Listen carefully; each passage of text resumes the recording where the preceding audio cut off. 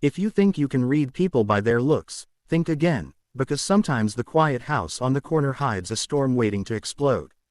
Before we dive in, make sure to subscribe for more heart-pounding stories where justice hits back harder than anyone expects.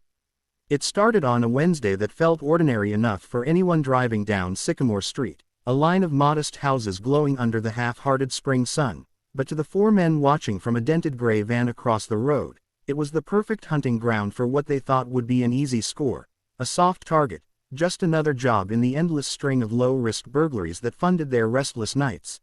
Inside that quiet blue house lived Lila Carter, a woman who kept to herself, worked from home, and according to the half-baked intel the gang had scraped from social media, was married to someone always away on business, maybe military once but long retired, so they figured she was alone, maybe scared, maybe the type who'd comply at the first threat. But they didn't know that her husband, Marcus Carter, was a former Navy SEAL who'd spent 12 years in special operations before retiring only months ago, restless, haunted by old missions and trying to build a normal life. Marcus had gone for a morning run when the gang first parked across the street, his watch tracking his heart rate while his instincts tracked something else, a flicker of movement that didn't belong, a reflection in a windshield, a silhouette that didn't fit the calm rhythm of suburbia.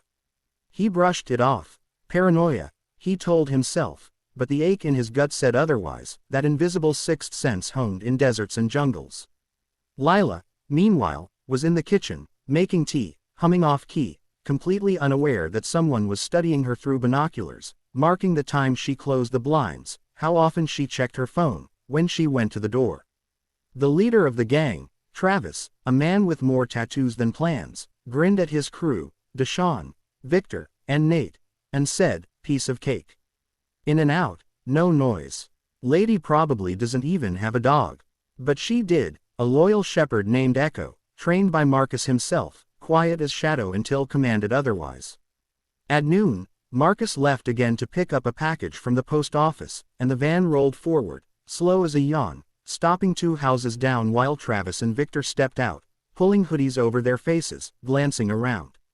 Lila was upstairs folding laundry when she heard the faint squeak of the gate, then the crunch of shoes on gravel. She frowned, thinking it was the mailman, but Echo's ears twitched, and before she could move, the dog gave a low growl that vibrated through the floor. That sound had saved Marcus's life once overseas, and now it was about to save hers. She went to the window and froze when she saw 2 figures creeping toward the back door. Fear fluttered up her spine, but training, Marcus's patient, sometimes annoying drills, kicked in.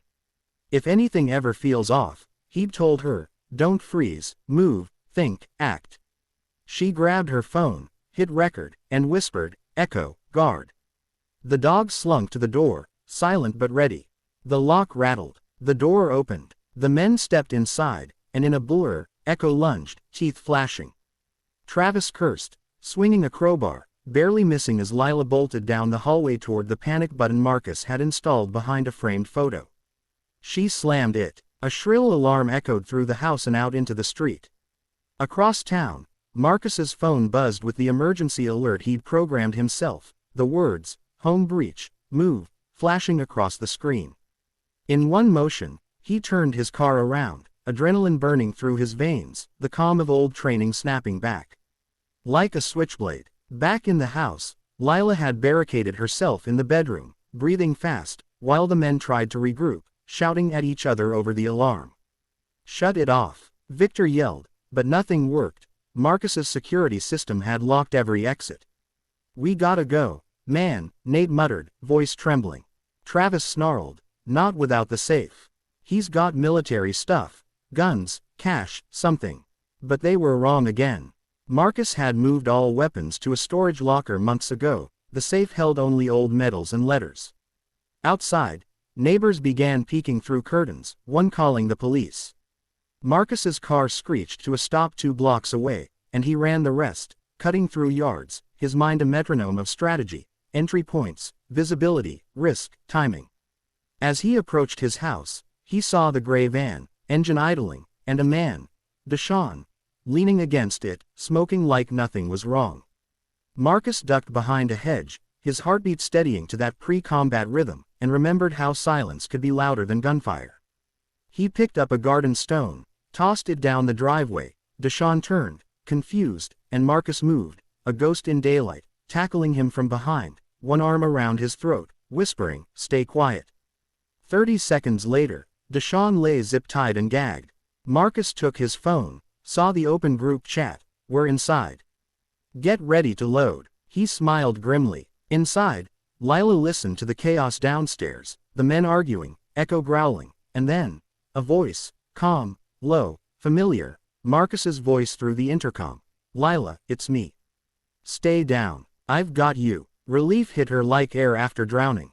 Travis and Victor froze. "He's back," Victor whispered. "No way he made it here that fast." Travis's bravado cracked as a shadow crossed the living room window.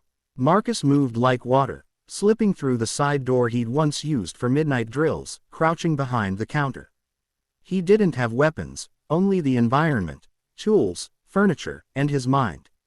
He grabbed a fire extinguisher, waited until Travis stepped past, then blasted him in the face, blinding him with the white chemical fog before sweeping his legs out, sending him crashing into the table. Victor charged, yelling, but Echo was faster, slamming into his side. The room filled with sound, grunts, crashes, curses, and then silence, broken only by Lila's shaky breath upstairs. Marcus tied the men up, checked the perimeter, and went to her. When she opened the door, he smiled, breathless but calm, saying, "Told you the drills weren't pointless." She laughed through tears, hugging him hard. But the story wasn't over.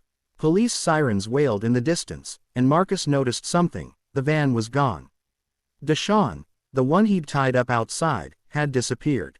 He'd cut the ties somehow, or someone had helped. Marcus's instinct screamed, "Backup plan."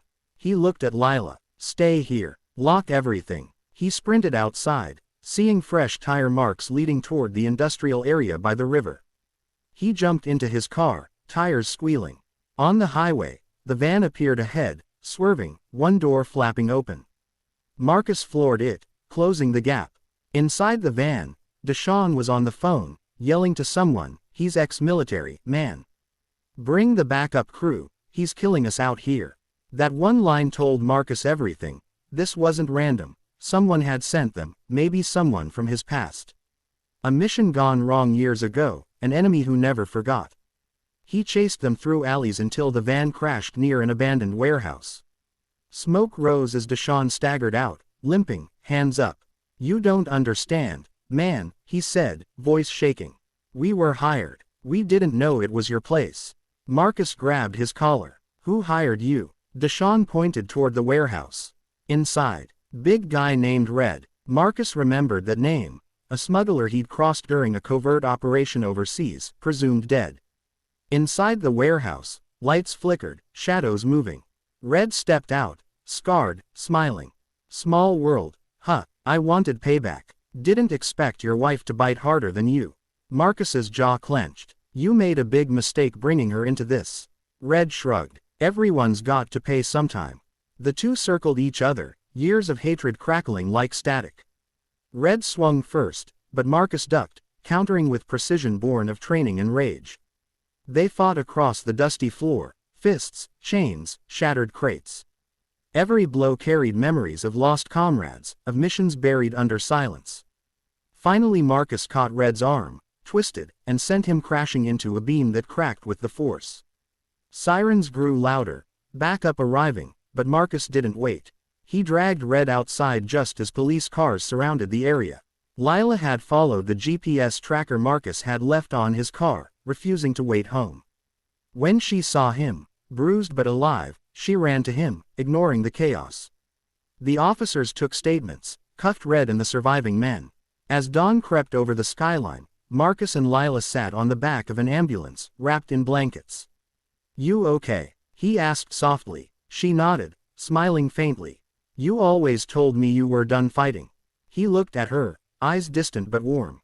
"I thought I was. Guess the world had other plans." Later, when the reporters came, spinning stories about a heroic veteran saving his wife, Marcus stayed silent. He didn't do it for glory. He did it because love, to him, was another battlefield worth winning. Weeks passed. The house was repaired, the alarms reset, and peace returned, but under the calm, something stirred. One night, as Marcus sat on the porch, he got a text from an unknown number. "This isn't over." He looked at it for a long time, then deleted it, turning to Lila, who brought him coffee. "Bad news?" she asked. "Just ghosts," he said, smiling. But inside, he knew the game wasn't finished. Somewhere out there, the shadows of his past were still moving, still plotting, and maybe one day they'd come again, but now they knew that the Carters weren't prey. They were the trap, and if that day ever came, Marcus would be ready. He'd fought wars across oceans, but the fiercest battle was the one for his home, his peace, and the woman who'd stood unshaken when the world broke in. And that was the truth the gang learned too late, that sometimes the soft-spoken housewife, the quiet neighbor, the woman they thought would scream and run, had steel in her veins and a lion at her side. So if you ever think you can judge a target by how harmless they look, remember the Carters, remember how predators became prey, and never forget to subscribe for more stories where courage roars louder than fear and where the wrong house becomes the last mistake anyone ever makes.